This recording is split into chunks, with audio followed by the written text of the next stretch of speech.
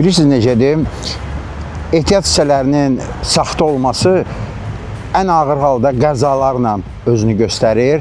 Ən yüngül halda isə maşının yolda qalması ilə göstərir özünü. Qəzaya düşdükdə bilir ki, saxta hissələrdən istifadə etmək olmaz və yaxud maşın söndükdə, getmədikdə, maşında alışma olduqda, məsəl üçün, onda bilir ki, deməli, düzgün eləməyib, saxta hissələrdən istifadə edib.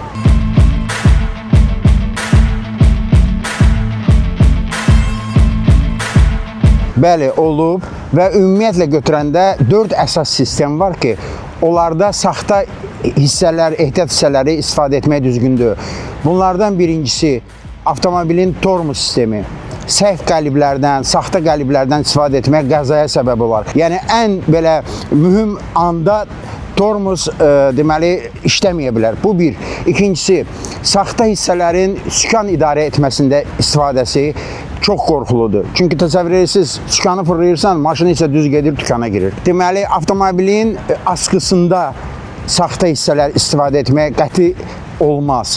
Çünki bu maşının yenə də qəzaya düşməsinə səbəb ola bilər və ən axırıncısı, ən bu dəqiqə aktual bilirsiniz nədir? Avtomobillərin alışması. Bu nəyə görə əsasən olur? Zavod günahından maşınların alışması çox az hallarda olur. Əsas sürücülərin elektrik sisteminə deməli müdaxiləsi, 360 kamera qoyurlar, maşının salonunu və yaxud tavanını işıqlandırırlar. Eləsinlər, amma ki bunu deməli professional ustalara vermək lazımdır. Kimə gəldi, vermək lazım deyil.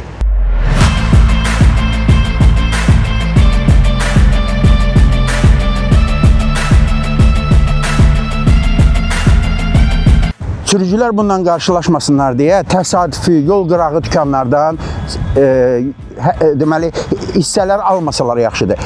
Ən yaxşısı servislərə müraciət etmək lazımdır. Ola bilsin ki, qiymətdə o qədər də böyük fərq olmasın təsadüfi dükandan servislə. Amma ki, keyfiyyət barədə böyük fərq olacaq. Ona görə hər halda servislərə müraciət etmək lazımdır.